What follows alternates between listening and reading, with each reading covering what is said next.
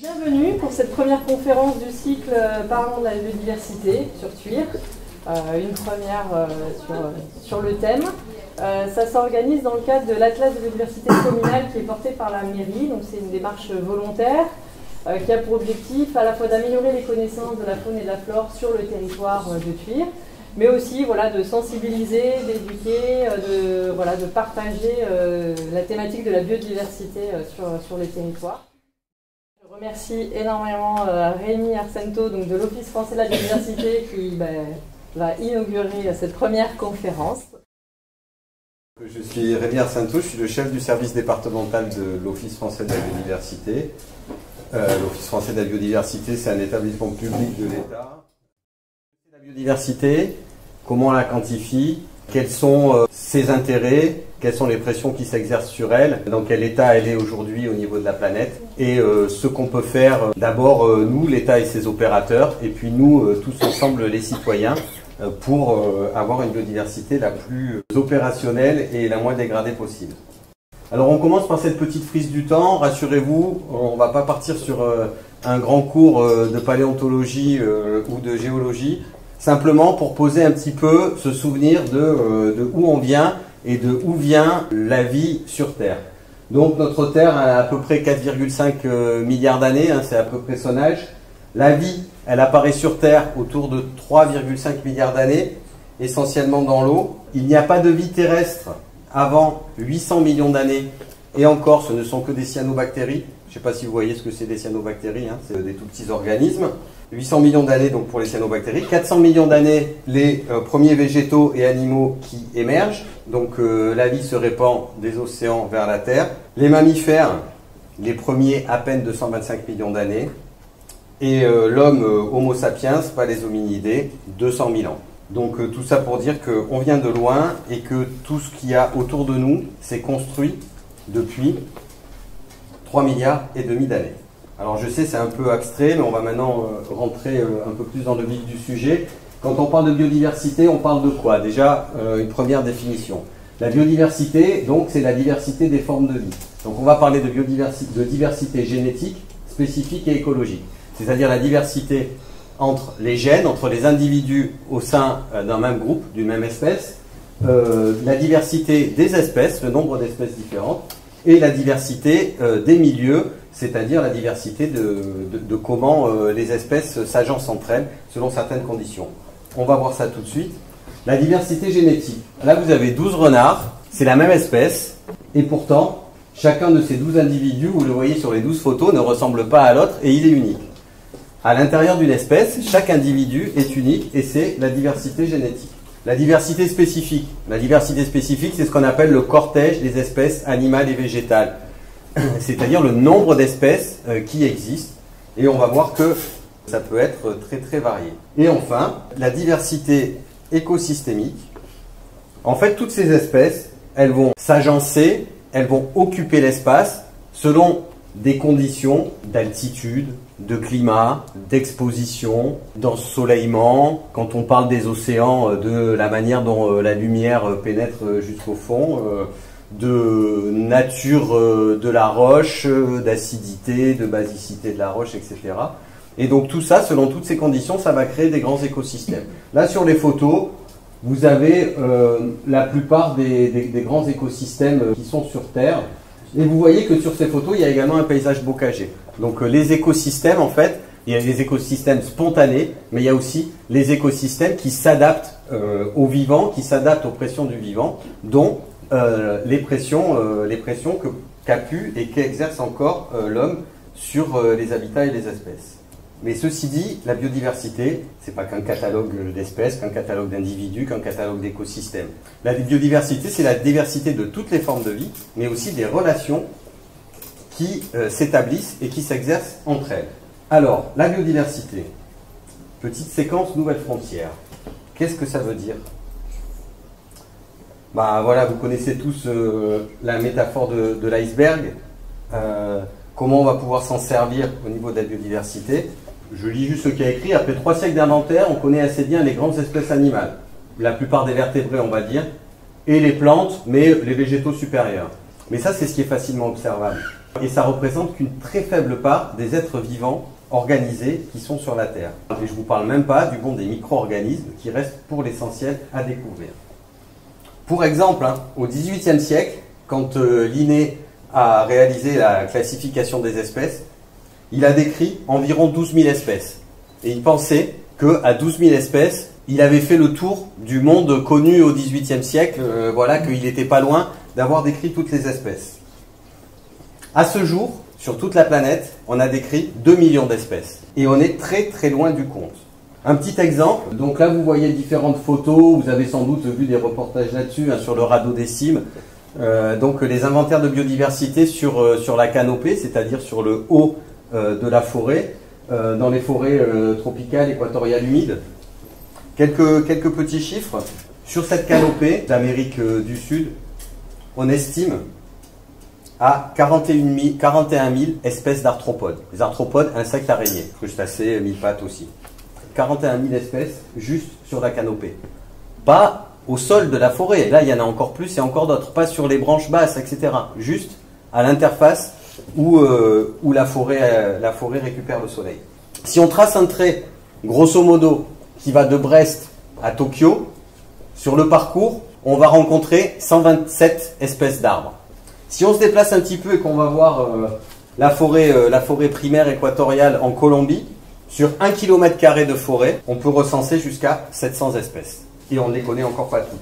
Et du coup, quand on réalise ça, on voit que notre vieil ancêtre Linné, il était un peu loin du compte et un peu loin de s'imaginer le nombre d'espèces en réalité qu'il pouvait découvrir. Un autre lieu où on a encore énormément de choses à découvrir, c'est les océans. C'est les océans. Je vous donne 2 petits chiffres. Par exemple, on a fait il y a quelques années des carottages de sédiments à 2000 mètres de fond. À 2000 mètres de fond, il n'y a plus de lumière, on est d'accord, ou quasiment plus. Donc on a fait des carottages de sédiments sur une ligne de 170 mètres de longueur et on a enlevé juste 21 mètres carrés, donc c'était une très fine couche, 21 mètres carrés de sédiments. Dans ces 21 mètres carrés de sédiments, on a retrouvé 90 000 individus de 800 espèces différentes et 58% de ces espèces étaient nouvelles pour la science. Un autre petit exemple, dans les grands fonds marins, donc ce qu'on appelle les grands fonds marins, c'est plus profond que 3000 mètres, c'est la limite où on est sûr qu'il n'y a plus aucune fraction de lumière du soleil qui arrive. C'est le noir le plus total en dessous de 3000 mètres. Et bien en dessous de 3000 mètres, on va retrouver des animaux qui y vivent. Et des animaux très très étonnants. Des animaux qui ont inventé des processus pour pouvoir vivre, se nourrir, se développer sans lumière. Donc qui dit sans lumière, dit sans photosynthèse. Certaines bactéries, par exemple, qui vivent là, alors en plus, qui se regroupent auprès des endroits comme sur les rifts où sortent des fluides à très haute température, de la roche en fusion ou des gaz à très haute température, ces petites bestioles, ces petites bactéries, elles ont inventé la chimiosynthèse. C'est-à-dire qu'elles sont capables de produire de la matière organique sans la photosynthèse, donc sans la capacité des plantes chlorophylliennes avec le soleil de transformer des matières minérales en matière organique. Elles vont le faire à partir de sulfure et elles vont arriver à produire de la matière organique. C'est assez étonnant quand même. Et ça, on les a découverts il n'y a pas longtemps et sans doute il y en a encore des centaines, des milliers à découvrir. Bon, un petit tableau des chiffres vite fait. Donc les barres totales, c'est l'estimation du nombre d'espèces qui existent. Et en vert, c'est ce qu'on a découvert. Et en rouge, c'est ce qu'on pense encore ne pas connaître. Là, on parle d'espèces. Donc, vous voyez, sur les vertébrés, on a fait le tour ou presque, il ne manque pas grand-chose. Mais ceci dit, il y a quelques années, on a encore trouvé une nouvelle espèce de chauve-souris en Guyane. Cocorico en France, c'est des chercheurs français. Voilà, donc on arrive encore à progresser sur les vertébrés. Les crustacés, les arachnides, les plantes, on voit que ça va. Quand on commence à se pencher sur les algues, le gap il est déjà gros. Sur les champignons, non seulement le gap il est gros, mais en plus on estime qu'il y a énormément d'espèces. Et alors si on fait un zoom sur les insectes, pourtant les insectes, c'est nos copains de tous les jours. Il y en a partout, sous toutes les latitudes, on les voit partout. Là on estime, enfin je ne sais pas si vous voyez bien, mais en fait la barre rouge elle sort de mon graphe. On estime qu'il y a 8 millions d'espèces d'insectes. Et aujourd'hui on en a identifié à peu près 800 000. Voilà, donc on est sur du 10%. Et encore c'est rien parce que là je ne vous parlais là que de ce qu'on appelle les eucaryotes. Les eucaryotes, c'est des êtres vivants avec des cellules complètes, avec un noyau, etc. Et souvent, et même très souvent, c'est même des êtres pluricellulaires, donc un peu organisés, quoi, qui ressemblent à peu près à des animaux ou à des plantes, on va dire. Voilà, les animaux, les végétaux, et donc là on est entre 10 et 100 millions d'espèces. Par contre, si on va regarder les prokaryotes, donc les prokaryotes, c'est quoi? C'est des êtres vivants unicellulaires et qui ne possèdent pas de noyau, c'est-à-dire les bactéries par exemple. Là, on est entre 1 et 10 milliards d'espèces évaluées, et évidemment, on en connaît très peu. Vous prenez un centimètre carré de peau, là, de la nôtre, à tous, là, il y a en moyenne 314 bactéries par centimètre carré de peau. Dans notre intestin, il y a 400 espèces de bactéries différentes qui vivent avec nous tous les jours et qui nous aident à digérer. Et le nombre des bactéries qu'on héberge sur notre corps, il est 10 fois supérieur au nombre de nos cellules. C'est-à-dire qu'en fait, donc c'est des êtres unicellulaires, les bactéries, vous avez bien compris. On a en nous et sur nous 10 fois plus de cellules que nos propres cellules à nous. Voilà. Et c'est grâce à ces bactéries qu'on arrive à se débarrasser de nos peaux mortes, à digérer, à se protéger d'autres bactéries qui, elles, peuvent être pathologiques, etc. etc. Allez, j'en reviens à ma pyramide. Voilà en général comment on présente le vivant. Hein. En haut, on met les mammifères et les oiseaux, les sauriens, les serpents, etc. Donc, ceux qu'on connaît le mieux, ceux qui sont plus grands, et puis après, on range par moindre importance les végétaux, les poissons, ensuite les invertébrés, et tout en bas, on se dit, bah, ça c'est tout ce qu'on connaît moins, tout ce qui est bactéries, êtres unicellulaires ou êtres pluricellulaires mais microscopiques. En fait, c'est pas comme ça qu'il faudrait qu'on range ça. Ça serait plutôt comme ça. Voilà, parce que ces grands animaux là, ces vertébrés, c'est à peu près 1 million d'espèces. Les invertébrés, c'est 10 à 100 millions d'espèces. Et tout ce qui est microscopique et être unicellulaire, on est entre 1 et 10 milliards d'espèces et on n'est pas capable de le quantifier aujourd'hui. Et qu'est-ce que ça nous dit ça? Ben, ça nous dit que finalement, l'essentiel de la biodiversité, aujourd'hui, il est invisible.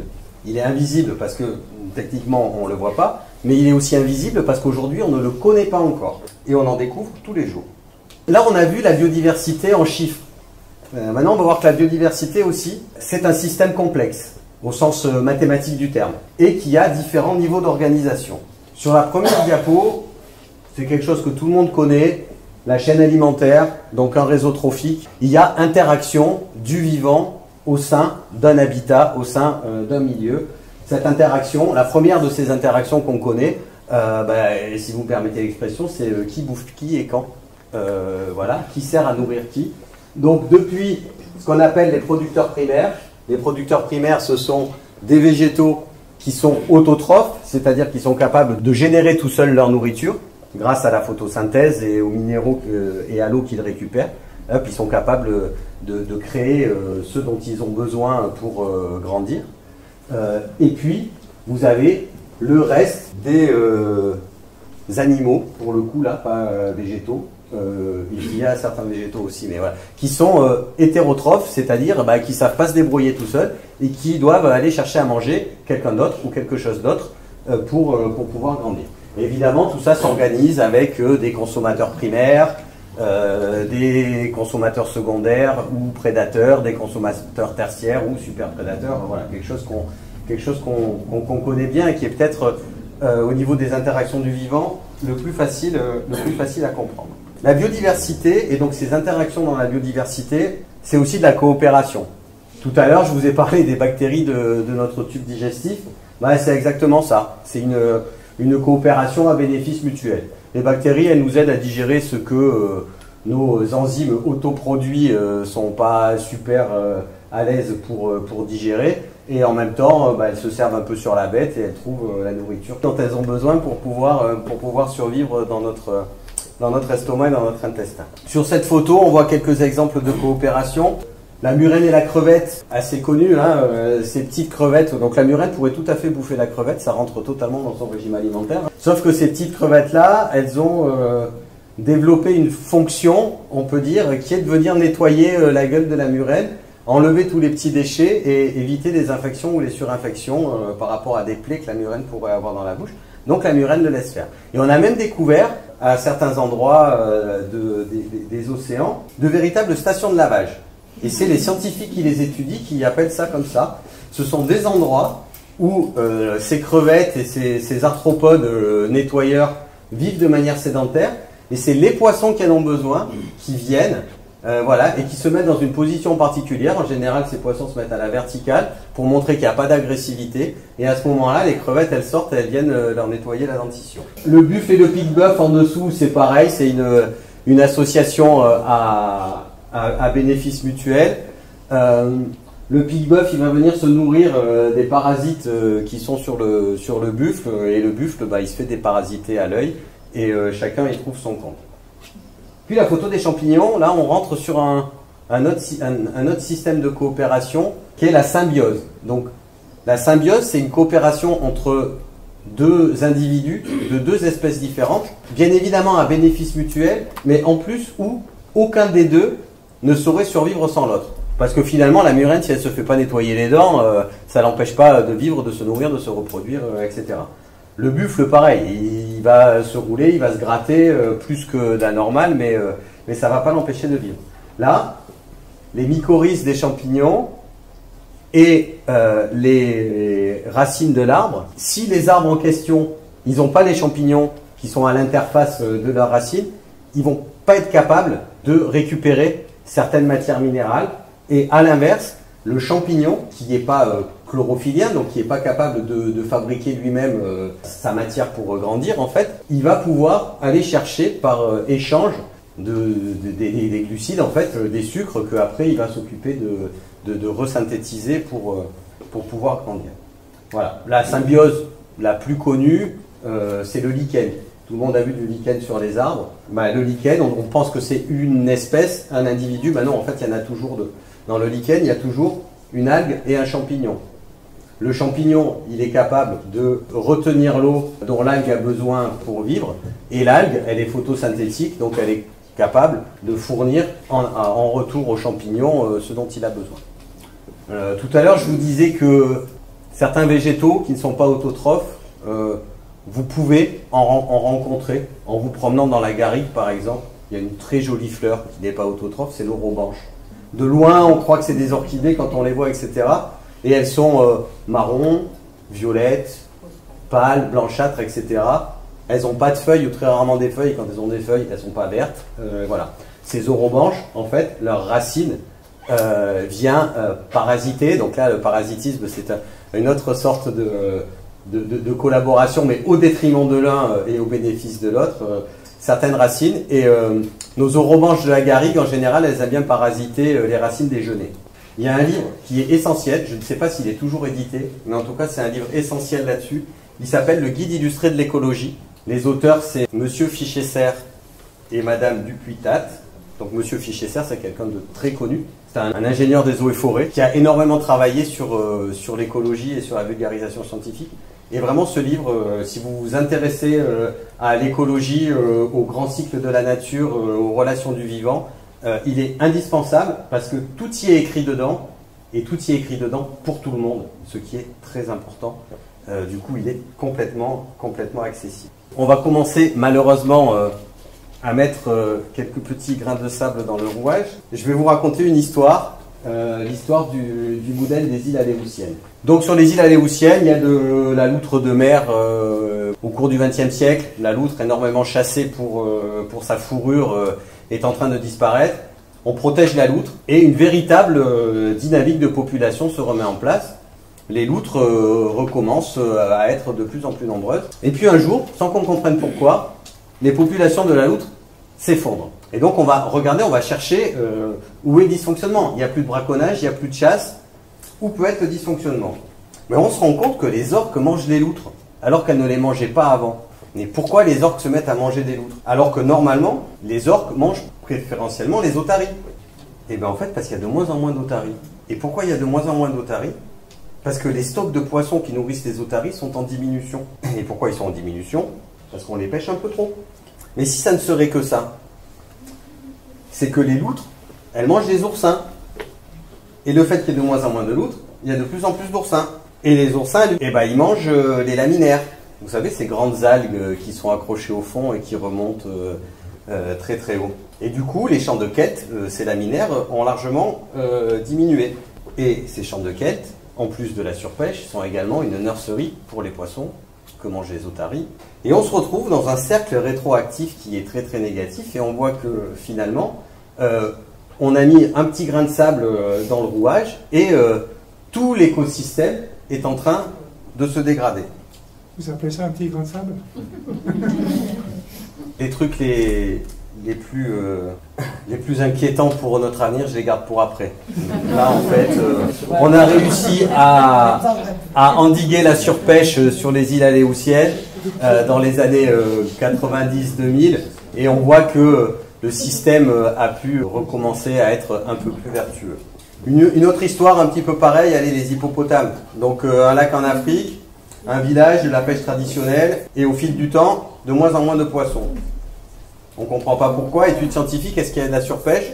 Ben non. Là, pour le coup, on est sur de la pêche traditionnelle, il n'y a pas de surpêche. Mais il y a énormément de braconnage d'hippopotames pour ces dents à ivoire. Et ce braconnage fait diminuer drastiquement les populations d'hippopotames dans ce grand lac. Mais l'hippopotame, c'est un gros herbivore qui broute énormément. Et il dépose énormément de grosses bouses dans l'eau. Et on se rend compte qu'en fait, ces grosses bouses déposées dans l'eau, pour tout un cortège d'espèces de poissons qui étaient des espèces cibles des pêcheurs traditionnels, et bien c'était leur nourriture principale. Donc du coup, moins d'hippos, moins de poissons, et les populations locales ont beaucoup plus de mal à se nourrir. Allez, une dernière histoire, une histoire de bourdon, et puis une histoire française. Ça se passe à Indre-et-Loire, dans le Val d'Authion, et c'est des travaux scientifiques qui datent des années 60. Voilà, dans le Val d'Authion, il y a une grande culture de trèfle, pour le fourrage essentiellement, hein. Et on constate un jour la baisse de rendement de ces prairies de trèfle. On se demande pourquoi. Alors on fait une étude, on constate que le meilleur pollinisateur du trèfle, c'est le bourdon. Mais les effectifs du bourdon sont en baisse à cause du remembrement. Parce que le bourdon, autant il vient butiner dans les prairies de trèfle, autant il va se loger dans les haies qui ont été ratiboisées à cause du remembrement pour avoir des parcelles plus grandes et plus facilement mécanisables. Et ben pour résoudre ce problème, on se dit, mais c'est pas grave, il y a moins de bourdons, on va trouver des espèces de trèfle qui sont plus productives et qu'on va faire venir d'autres milieux, d'autres écosystèmes, voilà, qui seront sélectionnés autrement et tout. Ben, le problème en fait, c'est que ces nouveaux trèfles qu'on amène, qui sont censés être plus productifs, la corolle de la fleur est beaucoup plus longue. Et les quelques bourdons qui restent, ils n'arrivent pas à butiner et du coup ils n'arrivent pas à féconder non plus. Donc du coup, les bourdons ils sont obligés de cisailler la corolle de la fleur pour pouvoir atteindre le nectar. Et ce faisant, ils cisaillent également le pistil et les étamines et il n'y a pas de reproduction sur le trèfle. Bon, la solution, elle a finalement été trouvée et assez rapidement. Hein, il a suffi de replanter des haies et puis les bourdons sont réapparus. Voilà 3 histoires pour illustrer ces interactions. On a vu que la biodiversité, ce n'était pas que l'addition du nombre de gènes et d'espèces et d'écosystèmes, c'était aussi la multitude des interactions entre tous ces éléments, y compris les humains, et que c'est de ces interactions que dépend le fonctionnement de la planète et donc de notre avenir. Alors du coup, on a vu l'immensité de la biodiversité, sa complexité avec les interactions. Maintenant, on va faire un zoom sur l'utilité. À quoi ça sert la biodiversité? Bon, on commence par un truc assez sympa, hein. Du pain, du fromage, du vin. Évidemment, on a besoin de la biodiversité pour faire les trois. On voit bien la vigne, on voit bien le champ de blé, on voit bien la vache dans le pré. Ce qu'on ne voit pas, mais ce à quoi il faut penser aussi, c'est que si on veut du fromage, il faut des bactéries. Si on veut du vin, il faut des bactéries. Et si on veut du pain, il faut de la levure, donc il faut des petits champignons. Donc, pour pouvoir manger, et plutôt bien, il faut le tout haut et tout petit de ma pyramide de tout à l'heure, mais il faut aussi et surtout ce qui est tout en bas de la pyramide, et qui est tout ce qu'on ne voit pas, et qui fait pourtant partie de la biodiversité. Un autre exemple, un rayon de supermarché, rayon des fruits et légumes. Voilà, grosso modo, grâce aux abeilles et aux insectes pollinisateurs, tout ce qu'on a sur notre étal. Maintenant, si on enlève tout ce qu'il y a grâce aux pollinisateurs, ça fait ça. Et encore, la personne qui a fait le montage est très très gentille parce qu'elle a laissé les oranges. Et les fleurs des agrumes ne sont pas forcément toutes auto-fécondes. Donc c'est assez parlant de l'utilité. La première des utilités des biodiversités, c'est que ça sert à nous nourrir. Ce qu'on évoque là, ça s'appelle les services écosystémiques, j'y reviendrai tout à l'heure. La moitié des médicaments de la pharmacopée aujourd'hui en 2022 sont issus de la biodiversité. Il y a certaines molécules issues de la nature qu'on sait maintenant synthétiser, mais en tout cas, le meilleur exemple c'est l'aspirine. Voilà, aujourd'hui on sait très bien faire de l'aspirine de synthèse et ça a encore beaucoup d'utilité. L'aspirine, à la base, c'est de l'acide acétylsalicylique qui vient du sol. Voilà. Hein, comme on l'entend dans le nom, hein, acétylsalicylique, le nom du sol c'est salix en latin. Ce n'est d'aucun sol qui vive en Europe, puisque c'est les Indiens d'Amérique au XVIIe siècle qui mâchaient de l'écorce de sol pour soigner les douleurs que les colons européens ont ramené, et c'est qu'au 19e siècle, à la fin du 19e siècle je crois, qu'on a réussi à comprendre quel était le lien entre mâcher de l'écorce de ce sol américain là et le fait de calmer la douleur en extrayant l'acide acétylsalicylique de l'écorce du sol.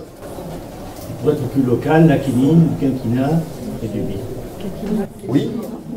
Dans nos montagnes, à l'étage alpin ou au subalpin, quand c'est un peu ouvert, vous avez une jolie marguerite, je ne devrais pas dire marguerite, ça va faire hurler les botanistes, mais jaune, voilà, qui s'appelle l'arnica, Arnica montana, et vous savez tous à quoi sert l'arnica, qui est très très utile pour lutter contre les coups.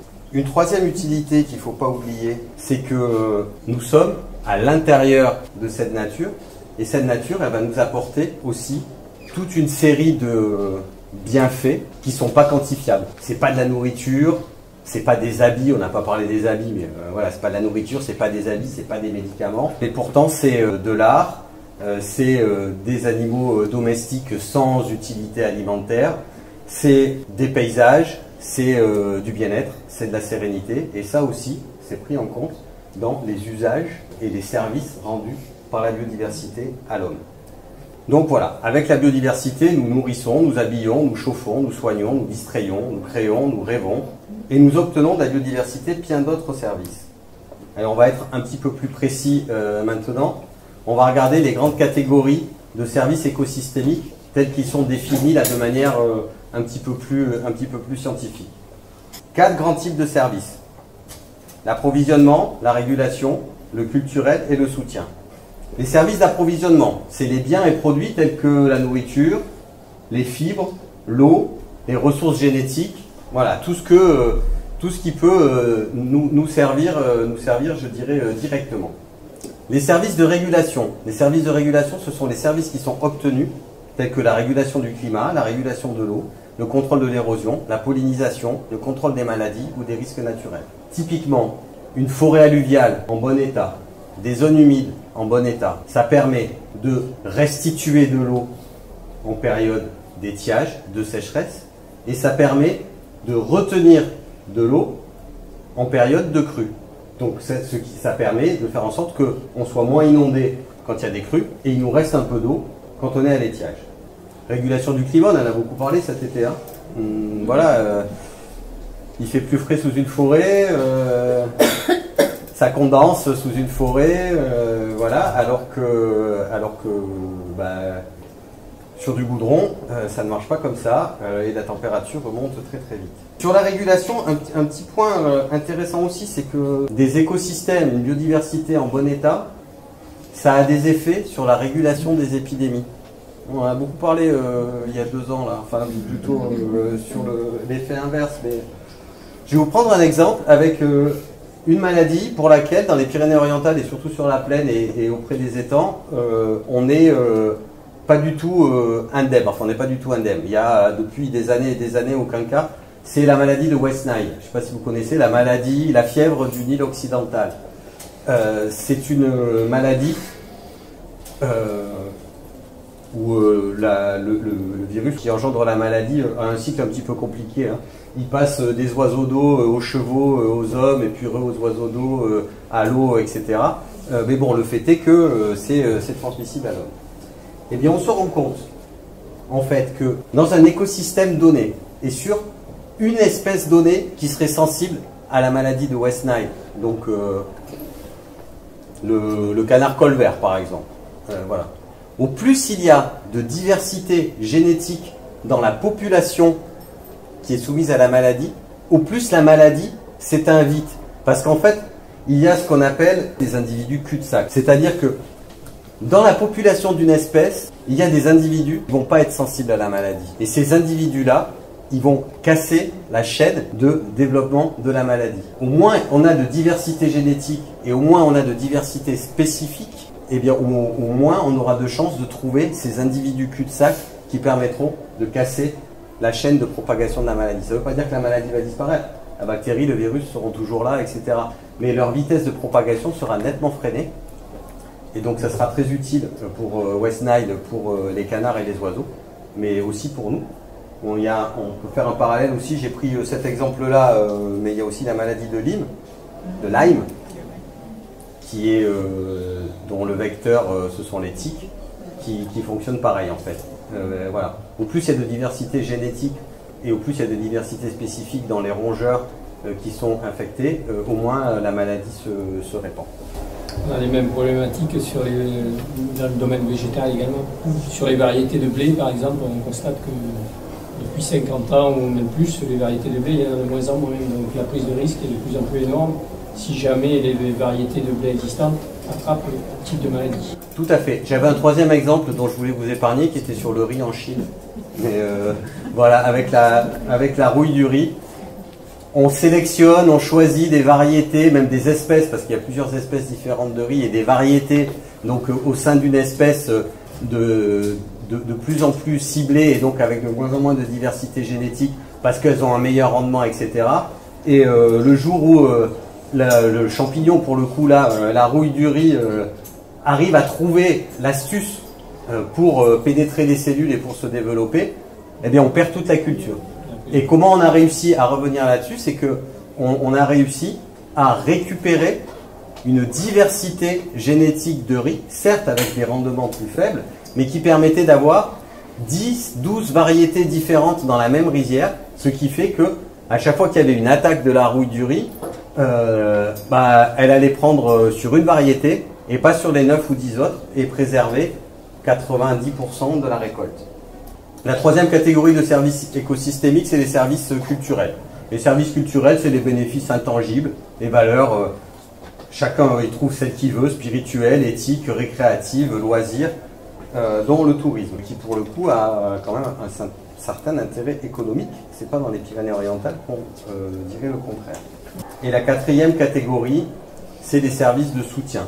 Les services de soutien, c'est les processus naturels qui sont nécessaires aux trois autres services. C'est la photosynthèse, le cycle de l'eau, la formation des sols, ça s'appelle la pédogénèse. Sans cette création d'humus, sans cette fabrication de sols issus du vivant, nos sols seraient... déjà, il n'y aurait pas de sol, il n'y aurait que de la roche, et ça serait totalement impropre à la culture, au pâturage. Puis ça serait quand même nettement moins joli qu'une forêt ou qu'une pelouse d'altitude. Et puis pour faire de la photosynthèse, ça serait bien embêtant, par exemple. On a essayé de calculer à grands ensembles s'il fallait faire tout ce que la nature fait pour nous, qu'est-ce que ça coûterait? Ça coûterait, si je dis pas de bêtises, 33 000 milliards de dollars par an. Et le PIB mondial, c'est 18 000 milliards. Voilà. Donc il faudrait 2 fois le PIB mondial pour remplacer ce que la nature nous rend comme service. Le premier service du Canigou, c'est que c'est quand même une grosse barrière à nuages et qu'il y pleut beaucoup dessus. Et que cette eau qui tombe sur le Canigou, elle va prendre différents chemins. L'eau, ça descend toujours, vous savez, c'est à cause de Monsieur Newton, tout va vers le bas tout le temps. Donc l'eau, elle va prendre différents chemins, des chemins qui l'accélèrent et d'autres qui la freinent. Et le Canigou représente un château d'eau qui permet d'alimenter ses versants et la plaine du Roussillon en eau. Sur le massif, pas sur le pic, mais sur le massif du Canigou, vous avez les sources du Tech. Sur le massif du Canigou, vous avez les principaux affluents de la Tête. Sur le massif du Canigou, vous avez sur son versant est tout le massif des Aspres qui est derrière nous. Donc là, une première utilité, c'est que Grosso modo, en raccourci, si on boit dans la plaine du Roussillon, c'est parce qu'il pleut sur le Canigou. Hein, et l'eau, en arrivant dans la plaine, va s'infiltrer, aller dans les nappes. Il y a des nappes qui sont profondes, d'autres moins. Voilà. Le deuxième service que peut nous rendre le Canigou, par exemple, c'est que sur les pentes du Canigou, il y a des moutons qui sont élevés, il y a des vaches qui sont élevées, il y a des maraîchers qui sont installés, il y a toutes sortes d'agriculteurs qui y sont parce qu'ils trouvent des conditions qui sont particulières et qui permettent de mettre en place l'élevage ou l'agriculture qu'ils mettent en place à cet endroit-là. Et donc ça nous permet de nous nourrir aussi. Voilà, le Canigou étant très boisé, il y a beaucoup de plantes photosynthétiques et donc il y a beaucoup de photosynthèse qui se fait et qui permet de capturer du dioxyde de carbone et de rejeter de l'oxygène que nous respirons. Sur les versants du Canigou, on va trouver des choses qui ne servent à rien mais qui rentrent aussi dans les services culturels qui sont là. On va trouver des animaux qu'on a plaisir à aller voir et qui vivent sur le Canigou et pas en lieu autre. On va trouver des voies d'escalade, on va trouver, alors pas sur le Canigou, mais un petit peu au-dessus des stations de ski. On va trouver des endroits où il n'y a rien de particulier et où les gens aiment bien aller faire rien.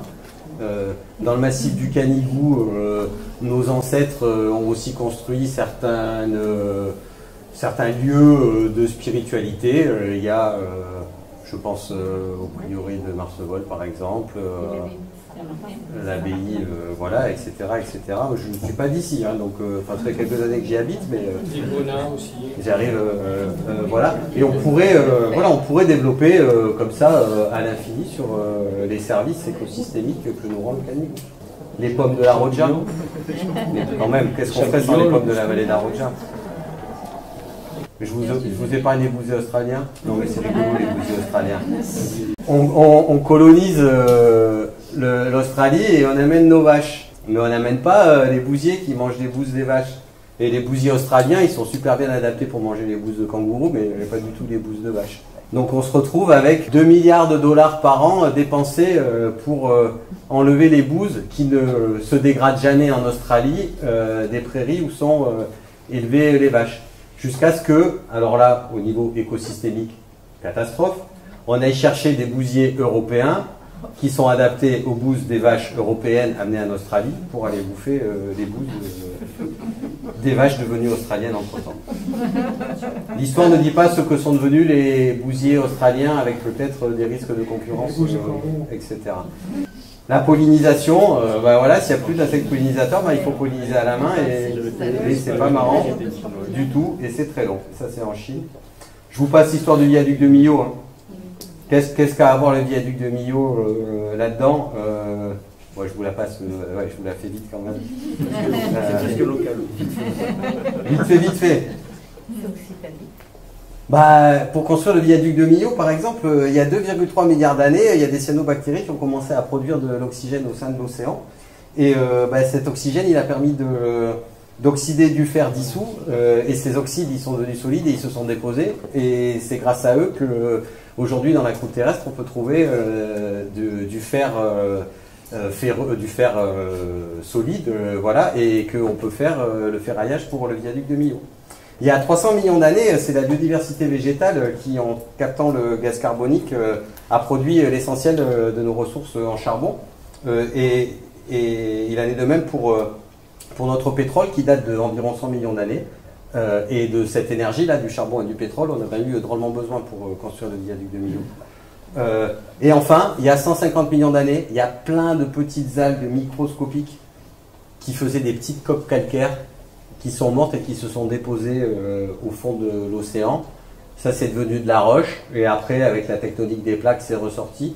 Et c'est grâce à ces calcaires d'origine organique qu'on est capable de faire le ciment, parce que sans elles, on n'aurait pas de ciment. Donc voilà, même pour construire le viaduc de Millau, la biodiversité ancestrale vient à notre secours, parce que sans ça, on n'aurait pas accès, même à ces matières minérales-là, qui ont été bloquées et rendues disponibles par la biodiversité. Finalement, c'est quoi la biodiversité? La biodiversité, c'est le tissu vivant de la planète. Tout ce qui est vivant autour de la planète, tout ce qui interagit, donc tout ce qui est lié, tout ce qui est tricoté, tout ce qui est tissé de vivant autour de la planète, et ben c'est ça la biodiversité. Et en même temps, vous l'avez compris que nous, on faisait partie de la biodiversité en tant qu'être vivant, et que cette biodiversité, en même temps, c'est un peu notre assurance vie. Parce que, comme on en fait partie, on interagit aussi, mais on en a strictement besoin pour pouvoir survivre.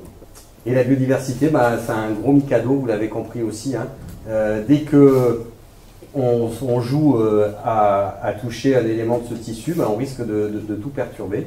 Et tout perturber, bah, c'est bouleverser l'avenir, on l'a vu, d'un écosystème. Mais au vu des services écosystémiques que je viens de vous décrire, c'est aussi bouleverser notre avenir. Dans le monde, pourcentage en rouge d'espèces menacées d'extinction. Ça parle de soi-même.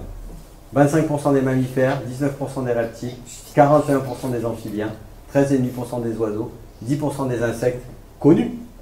Parce que s'il faut, on est en train d'en faire disparaître ou de menacer certains qu'on ne connaît même pas, donc ils ne rentrent pas dans la salle. Ben, c'est pareil pour l'altération des écosystèmes, donc des grands ensembles fonctionnels. 75% des écosystèmes terrestres sont considérés comme altérés, 50% des écosystèmes d'eau douce, 40% des écosystèmes marins sont considérés comme altérés. Évolution des populations d'oiseaux, vite fait pour décrire ça, ce ne sont que des exemples. Hein. Moins 32% sur les espèces liées au milieu agricole, donc on est entre 1989 et 2001. Moins 9% sur les espèces de milieu forestier, moins 23% sur les espèces de milieu bâti, et plus 23% pour les espèces généralistes. On voit que même dans des milieux anthropisés, les changements de pratiques font diminuer la biodiversité qu'on avait entretenue jusque-là en créant des interfaces et des milieux. Tout ça au profit de quelques espèces généralistes. Donc on perd énormément d'espèces spécifiques au profit de quelques espèces généralistes. Excusez-moi, espèces généralistes, on met quoi dedans? Donc, les pigeons par exemple, les goélands. Voilà. Encore les goélands ne se portent pas forcément si bien que ça. Oui, par exemple le pigeon bisé, hein, qui est le pigeon de ville. Même les moineaux domestiques, même les populations de moineaux domestiques arrivent à chuter aujourd'hui. Ouais. Il n'y en a pas beaucoup, parmi les généralistes. Il y en a beaucoup. Non, parmi les généralistes, il n'y en a pas beaucoup. La loze, alors là c'est la grande aloze, il n'y en a pas en Méditerranée, mais dans nos rivières remonte la loze fan du Rhône, voilà. Bon, ben ça parle de soi-même, hein, le trait rouge c'est le seuil de crise, hein, le seuil critique, en fait en dessous duquel on considère que la population va avoir énormément de mal à se remettre. Ben voilà, je pense que c'est sur la Garonne. Donc voilà l'évolution du stock de reproducteurs observés de 93 à 2014. Donc en 20 ans, quasi disparition de la grande aloze. Les papillons de prairie, en 1990 on est à l'indice 100 hein, et on est à l'indice 43 en 2007. Donc 57% en 17 ans. Plus particulièrement, il y a seulement 16% des habitats naturels qui sont en bon état en Europe. 13 des 15 habitats marins patrimoniaux protégés, c'est-à-dire au titre de la directive cadre stratégie milieu marin, c'est-à-dire que l'Europe a regardé où est-ce qu'il fallait mettre son attention et protéger certains habitats marins, et il y en a déterminé 15, il y en a 13 de ces 15-là qui sont en état très défavorable. Entre 60 et 90, à l'échelle de la France, on a perdu 50% des surfaces de zones humides. En 10 ans, on a perdu l'équivalent de la superficie de la Seine-et-Marne en termes d'artificialisation des sols. Qui, soit dit en passant, on n'est pas tous géographes, mis à part les Landes et la Gironde, est un des plus grands départements en superficie de France, la Seine-et-Marne. Cette carte, on la doit à Hubert Reeves. Alors c'est un montage, évidemment, il ne fait pas nuit sur toute la Terre en même temps. Sinon, il faut qu'on reprenne l'exposé, mais de beaucoup, beaucoup plus loin. Hein, voilà. Donc c'est la seule lumière naturelle la nuit voilà, qui peut être vue du ciel, hein, ce sont les aurores boréales. Ce qui apparaît en jaune, c'est les lumières des villes. Le violet qu'on voit en Afrique et en Amazonie, là, ce sont des feux de forêt, ce sont des incendies. Le rouge, alors, vu où c'est situé, vous allez peut-être trouver, c'est les torchères des puits de pétrole. Et le vert, c'est les lumières de la pêche au lamparo. une des techniques de pêche les moins sélectives et les plus malheureusement efficaces pour attraper des poissons la nuit, avec les systèmes de concentration qui eux marchent bien le jour. Les causes. Donc, l'IPBES, donc c'est la plateforme intergouvernementale scientifique et politique sur la biodiversité et les services écosystémiques. Donc c'est un petit ensemble, enfin c'est plus ou moins raccroché à l'ONU, si je ne dis pas de bêtises. Voilà. L'IPBES donc a déterminé 5 causes de cet effondrement, que sont la destruction et la fragmentation des habitats, la surexploitation des ressources, les pollutions, l'introduction d'espèces exotiques envahissantes et le changement climatique. Ça c'est un fond avant-après chalutage. Un fond marin sableux, les mêmes qu'on a au large de la côte sableuse là.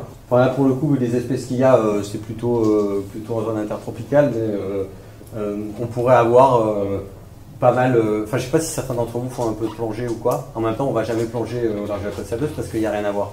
Mais forcément, il n'y a rien à voir, ça fait 100 ans qu'on chalute, donc ce qu'on voit, c'est ça.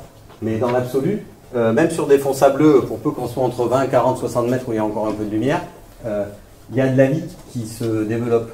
Il y a de la vie et tout l'écosystème qui va avec. Alors que voilà, sur des fonds chalutés de manière importante, il n'y a plus de vie. Toujours au niveau de la mer, très connu, évolution des stocks de poissons dans l'Atlantique Nord en 1900. Donc c'est des tonnes par kilomètre carré, 11 tonnes par kilomètre carré en rouge. Et voilà en 2000. Et évidemment, on connaît bien l'histoire de la pêche à la morue à Terre-Neuve et au large du Canada. La sardine et l'anchois en Méditerranée, pareil, nos bons anchois de Collioure qui viennent du Chili, parce qu'il n'y en a plus assez en Méditerranée pour faire nos bocaux. Ouais. Bah, le truc, c'est que quand on enlève tous les poissons, la nature ayant horreur du vide, ça favorise d'autres organismes. Et donc là, c'est un exemple en Mauritanie, où à force qu'il y ait de grands chalutiers, de grands bateaux-usines qui viennent chaluter au large de la Mauritanie et fassent chuter drastiquement les populations de poissons commercialisables et pas commercialisables, parce que vous doutez bien que le chalutage, c'est pas très sélectif. Eh bien, ça laisse la place à d'autres organismes, et là, en l'occurrence, les méduses. Et le problème, c'est que là, c'est des pêcheries locales que vous voyez. Voilà, des pêcheries de subsistance qui n'attrapent plus que des méduses. Et la méduse, ça se mange pas. On n'hésite pas à dire, les scientifiques, pas moi pour le coup, qu'aujourd'hui, nous sommes sur la 6e extinction de masse. La 5e extinction de masse, c'était la disparition des dinosaures. A priori, le scientifique doute toujours, mais voilà. A priori, la disparition des dinosaures et le grand bouleversement qui a eu lieu entre notre ère secondaire et notre ère tertiaire, c'est dû à l'arrivée d'une météorite, chose qu'on ne maîtrise pas complètement, enfin que du moins que notre tissu du vivant autour de la Terre ne maîtrise pas et n'est pas responsable. Et ça a fait drastiquement chuter la biodiversité, le nombre d'espèces. Ça a fait disparaître des groupes taxonomiques en entier, comme les dinosaures par exemple. Et aujourd'hui, les scientifiques n'hésitent pas à parler de 6e extinction. Le problème, c'est que les 5 premières, elles étaient liées à des changements de conditions. La météorite pour les dinosaures, la mise en œuvre de la tectonique des plaques pour je ne sais plus laquelle, mes études de géologie sont très loin, 30 ans derrière moi, mais 15 ans, 25 ans plutôt. Mais voilà. Mais aujourd'hui, la 6e extinction de masse, celle dont on parle, elle est liée aux activités anthropiques, aux activités de l'homme. C'est-à-dire qu'elle est liée à un élément de ce tissu du vivant. Et ça, c'est quelque chose de complètement différent. Complètement différent et qu'on n'a jamais vécu. Les scientifiques qui parlent de 6e extinction de masse parlent même d'anthropocène. C'est-à-dire qu'on a une nouvelle ère sur les temps géologiques. L'homme, par ses interactions avec son milieu, ouvre une nouvelle ère comme le précambrien, le primaire, le secondaire, le tertiaire, voilà, le quaternaire. Et là, on ouvre une nouvelle ère qui est l'anthropocène, donc qui est notre monde vivant modifié par nos propres activités. Donc ça, c'est Robert Watson, c'est un ex-président de l'IPBES qui disait « Nous sommes en train d'éroder les fondements même de nos économies, nos moyens de subsistance, la sécurité alimentaire, la santé et la qualité de vie dans le monde entier. » Bon, les humains sont la cause de cette extinction, ok, ils peuvent en être la victime, ça il serait temps qu'on s'en rende compte, mais peut-être qu'on peut aussi en être la solution, voilà. Et on a plusieurs chances, enfin une chance, ouais. La première chance, c'est la capacité de résilience de la nature. On peut parler des loutres. La loutre, par exemple, en France, dans les PO, c'est un exemple de succès, de mise en place de mesures de protection de la nature qui permettent à une espèce qui était chassée, indésirable, de recoloniser et de sortir de son état préoccupant au titre d'espèce, voilà, et de se porter plutôt bien au niveau de la France. Les prairies fleuries, le héron cendré voué aux gémonies par les pêcheurs, les pisciculteurs, enfin tout ce qui tournait autour des milieux aquatiques. Petite loi de protection de la nature début des années 80 et voilà, le héron est sauvé. Le faucon pèlerin, ce qui a sauvé le faucon pèlerin, c'est l'arrêt du DDT en fait. Bon, c'est pas pour ça qu'il est encore sauvé le faucon pèlerin, contrairement au héron. Voilà, on en voit nettement moins que des hérons. Hein. Maintenant, il est un peu plus territorial et il a des habitats un peu plus compliqués à trouver. Mais le brochet, il faut quand même être un poisson et décider que le seul endroit où on peut se reproduire, c'est dans des prairies qui sont inondées en hiver. Et ça ne garantit pas quand même une capacité de reproduction étonnante, voilà, tributaire de la crue au bon moment, du retour du rabaissement de l'eau compatible avec le nombre de jours nécessaires à l'émergence des petits poissons, etc. Donc c'est un peu compliqué. Pourtant on arrive aujourd'hui à refaire des prairies d'inondation, etc. pour sauver le brochet. Et le bouquetin des Alpes, alors pour le coup, on a raté le coche avec le bouquetin des Pyrénées, et c'est bien dommage, mais on a au moins réussi à sauver le bouquetin des Alpes. Et on doit, paradoxe s'il en est, on doit la survie du bouquetin des Alpes à la personne qui a sans doute le plus tué de toutes les personnes qui ont tué des bouquetins. C'est le roi Victor Emmanuel II de Savoie, d'Italie, pardon, voilà, qui aimait tellement chasser le bouquetin et qui en a tellement tué qu'il s'est dit qu'il ne pouvait pas se passer de sa folie de chasser le bouquetin. Donc il a mis en place les premiers parcs nationaux, le parc national du Grand Paradis en Italie, et les premières réserves de chasse plus dans le sud des Alpes pour préserver les bouquetins, pour pouvoir toujours assouvir et pas tuer les derniers. Voilà. Comme quoi parfois on peut être aidé par des gens qu'on n'attend pas. Bon, ben, c'est une chance effectivement, mais il faut quand même éliminer les causes d'impact, restaurer les milieux et recréer des connexions entre les milieux. Éliminer les causes d'impact, c'est agir sur les pollutions, agir sur l'artificialisation des sols, agir sur la disparition de la forêt, tant bien que paradoxalement en France le pourcentage de forêt augmente. Mais voilà, la culture du pin maritime, est-ce vraiment une forêt quand il n'y a que deux espèces qui poussent, le pin maritime en haut et la fougère aigle en dessous?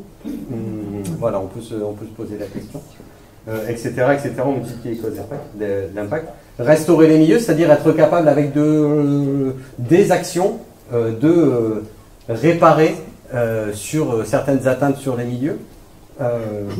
Ça peut être, moi je maîtrise un peu mieux les milieux aquatiques, mais ça peut être par exemple enlever des digues où elles ne servent plus à rien, rendre de la dynamique latérale au cours d'eau pour qu'ils puissent bouger, éroder, etc. Enlever des seuils transversaux qui empêchent les poissons de monter et les cailloux de descendre, ou faire en sorte par des passes à poissons et des vannes que ceux-ci peuvent transiter, etc., etc. Et avoir des connexions entre les milieux, ça c'est quelque chose d'important. Vous avez sans doute entendu parler de certaines politiques publiques qui s'appellent les trames. La trame bleue, continuité écologique des cours d'eau dont je viens de vous parler. La trame verte, donc l'interconnexion entre des pôles de biodiversité pour pouvoir créer des corridors.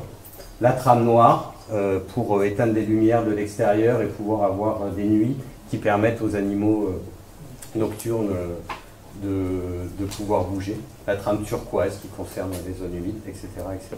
Alors sur quoi est-ce qu'on peut agir? Sur les habitats naturels, ceux qui ont disparu, comment on peut les reconquérir? Sur la continuité écologique, je viens de vous le dire. Ce sont les deux facteurs les plus importants.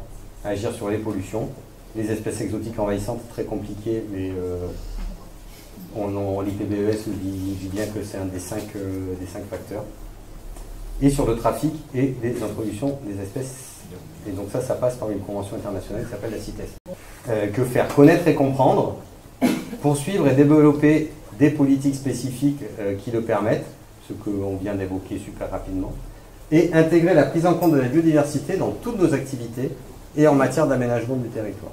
Ben ça, on va voir, je vais vous présenter maintenant ce qu'on peut faire pour agir. Alors, ce qu'on peut faire pour agir, nous, l'OFB.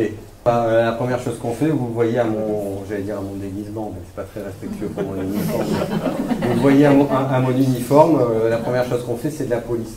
La police, qu'elle soit judiciaire, rechercher et constater les infractions, ou administrative, veiller à ce que les préconisations données pour des aménagements soient bien respectées, et en particulier tout ce qui concerne l'évitement, la réduction et la compensation. Quand on a un projet qui va détruire l'environnement, il faut qu'on cherche à éviter les infractions de l'environnement. Les impacts qu'on ne peut pas éviter, il faut qu'on cherche à les réduire au maximum. Et la partie qu'on n'aura pas évitée avec la réduction, il faudra qu'on la compense. C'est-à-dire qu'il va falloir qu'on recrée à des endroits où ça a disparu des fonctionnalités écosystémiques ou les habitats d'espèces, voilà, qu'on a abîmés en faisant notre projet. Et contrôler que toutes ces procédures soient bien respectées. Ça, c'est notre boulot de tous les jours, en fait.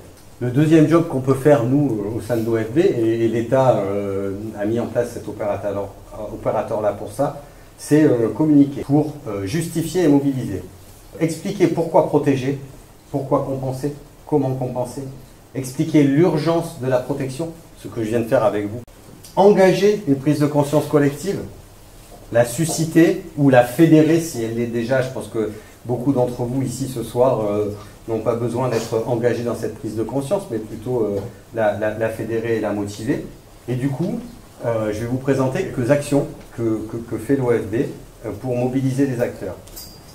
La première de ces actions, ça s'appelle Engager pour la nature. Engager pour la nature, c'est une reconnaissance que délivre l'OFB au niveau national, en Occitanie en passant par l'Agence régionale de biodiversité, qui est un partenariat entre la région Occitanie et l'OFB. Donc ça concerne les collectivités, territoires engagés pour la nature, les entreprises engagées pour la nature, ou les associations, partenaires engagés pour la nature. Donc qu'est-ce que c'est alors c'est pas un label, cette reconnaissance, pardon, engagée pour la nature, c'est un plan d'action qui est évalué, suivi, qui porte des engagements concrets pour restaurer et préserver la biodiversité. C'est aussi une mise en réseau des acteurs qui ont cette reconnaissance-là pour s'échanger les bonnes idées et pour faire vivre ce qui peut émerger en matière de restauration et de protection de l'environnement. Et c'est aussi une reconnaissance nationale valorisable, ce qui, pour le dire de manière un peu triviale, flatter l'ego des gens, ça permet toujours d'avancer un peu plus vite. Un deuxième outil pour mobiliser les acteurs, c'est les aires éducatives. Donc ça, ce sont des labels, pour le coup, on peut les appeler labels. Aire marine éducative, aire terrestre éducative, alors c'est quoi? C'est une école ou un collège qui décide de gérer de manière participative un petit territoire naturel autour de l'école. Et ça va être un conseil des enfants qui va être mis en place pour gérer ce petit territoire naturel. Donc c'est des enfants, un instituteur ou un professeur et une association ou un partenaire scientifique, gestionnaire, voilà, qui va pouvoir apporter son aide. Donc ça permet de former à l'éco-citoyenneté, reconnecter les élèves à leur territoire et à la nature et favoriser le dialogue avec les partenaires. Dans le département des Pyrénées-Orientales, on a une aire terrestre éducative labellisée, elle est à Aulette. Il y en a plusieurs autres, enfin il y en a quelques-unes autres qui ont essayé mais qui n'ont pas réussi à avoir le label, mais il y en a maintenant qui rentrent cette année, là, pour cette année scolaire, dans le process et qui, si tout va bien, seront labellisées en juin prochain. L'école d'Aulette ayant été labellisée en juin dernier, et donc maintenant fait vivre son label. Et puis des aires marines éducatives, il y en a quelques-unes, Cerbère, Canet, il y a un lycée privé de Perpignan, enfin il y en a plusieurs. Le troisième outil qu'on aime bien manier à l'OFB et qu'on promeut, et c'est grâce à ça qu'on se rencontre ici ce soir, c'est les atlas de biodiversité communale. L'atlas de biodiversité communale, c'est un cahier des charges que n'importe quelle collectivité peut mettre en œuvre. Mais pour faciliter la mise en œuvre, tous les ans, l'OFB lance un appel à manifestation d'intérêt avec un financement à la clé Et donc les communes peuvent poser, les communes ou EPCI, communautés de communes, peuvent poser leur candidature pour obtenir une aide pour la mise en œuvre de ces atlas de biodiversité communale. Et ça revient à ce que un de vous, je crois que c'est vous monsieur, me disiez tout à l'heure, parler d'aménagement du territoire. Là. À quoi ça sert un atlas de biodiversité communale? Enfin plutôt à quoi ça sert? Qu'est-ce qu'il faut faire? Il faut faire des inventaires naturalistes, de la cartographie des enjeux et de la publication. Rendre public ce qu'on a trouvé. Ça, c'est vraiment sur l'inventaire en lui-même. Mais ça, on le fait pourquoi? On le fait pour connaître les enjeux de notre territoire, les partager, aider à la prise de décision de la collectivité dans l'aménagement du territoire et sensibiliser et associer les citoyens. Quand on reçoit des dossiers de candidature pour les subventions ABC, clairement, s'il n'y a rien de marqué ou si c'est très évanescent, en filigrane, etc., sur la sensibilisation et l'association des citoyens au projet, ça ne passe pas le jury.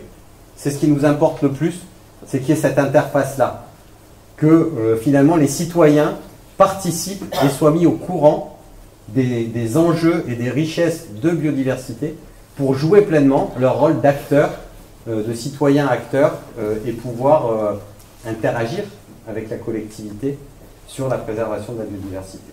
Et l'OFB toujours, comment pouvons-nous agir? Ça c'est un peu pour vous tous, enfin pour nous tous, parce que je peux bien inclure dedans. L'OFB, on promeut des initiatives et on encourage les gens à s'y joindre, que ce soit des initiatives de sciences participatives, que ce soit sur la formation citoyenne et les actions quotidiennes. Donc, vous pouvez aller voir les sites J'agis pour la nature, pour les sciences participatives, action-solution.org pour la formation citoyenne, Sentinelle de la nature pour les sentinelles nature. Donc c'est la Fondation pour la nature et pour l'homme d'un côté, FNE de l'autre et encore d'autres. Et puis après, on peut aussi, on incite à se former à la biodiversité, à la reconnaissance des espèces, etc. On incite les initiatives locales, les atlas de biodiversité communale, etc., etc. On favorise et on finance des MOOC, donc des formations online, entre autres sur Tela Botanica, si ça vous intéresse. Il y a plein de belles choses sur Tela Botanica. Il y en a également sur le site internet de l'OFB qu'on a fait en interne sur les pollinisateurs, par exemple. Et puis, l'OFB a une chaîne YouTube avec plein de petits spots, entre 30 secondes et très longs, parce que c'est des comptes rendus de séminaires, voilà, sur lesquels vous pouvez aller voir. Et pour finir, collectivement, là on a vu ce que nous on faisait, ce que je vous donne des pistes pour ce que vous pouvez faire, voilà, pour vous former, agir.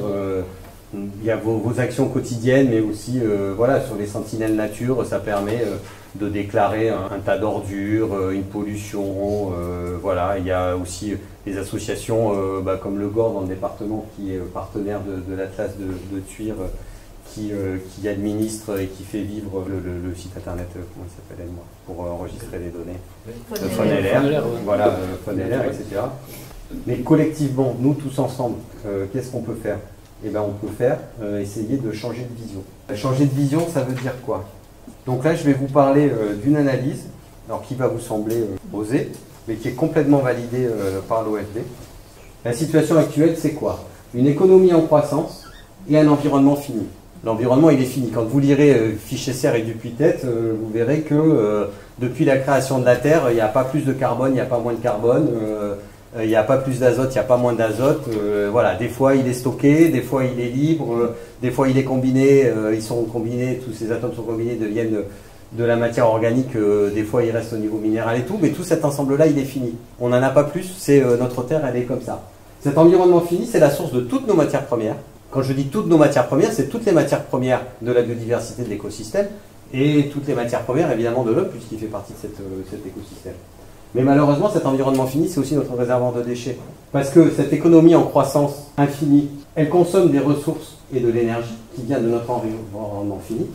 Mais cette économie, elle est isolée de l'environnement et elle est libre de toute contrainte biologique.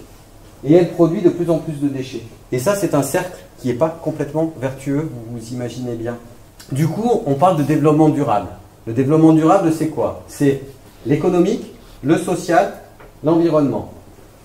On met les trois côte à côte et ils se croisent un petit peu. Quand c'est social et économique, c'est équitable. Quand c'est économique et environnemental, c'est viable. Donc c'est social et environnemental, c'est vivable. Et quand on est à l'interface des trois, c'est ce qu'on appelle durable ou soutenable. Eh bien, il y a une autre manière de penser qui est possible de ce développement durable, c'est d'avoir une approche écologique. C'est-à-dire de se dire que, au lieu d'avoir ces trois ensembles qui sont côte à côte et qui se chevauchent un petit peu, c'est que chacun de ces trois ensembles est une partie plus petite de l'autre. Et la première partie, la plus importante, celle qui englobe tout, c'est la nature, c'est l'environnement, ce sont les écosystèmes. Ça englobe tout le monde vivant, dont les sociétés humaines. À l'intérieur de ce grand ensemble, il y a les sociétés humaines, avec leurs relations sociales. C'est ce qu'on voyait tout à l'heure sur le concept de développement durable. Donc les activités domestiques, bénévoles, dont l'économie finalement n'est qu'une composante. Et à l'intérieur de ces sociétés humaines, il y a l'économie. L'économie qui est un système d'échange de biens et de services à la disposition des sociétés humaines, incluses dans la nature. Et à ce moment-là, avec cette vision-là, on repose un regard sur cette notion de développement durable qui est complètement différente. Donc ça, c'est issu des travaux d'un monsieur qui s'appelle René Passet. Au lieu de se dire qu'on a trois entités qui interagissent et qui sont indépendantes les unes des autres, de se dire que les unes sont dans les autres et que finalement, le système économique, il faut le remettre à sa place, qui est de pourvoir, de mettre en place un système d'échange et de pourvoir des biens et des services pour les sociétés humaines qui elles-mêmes font partie du tissu du vivant qui est notre planète.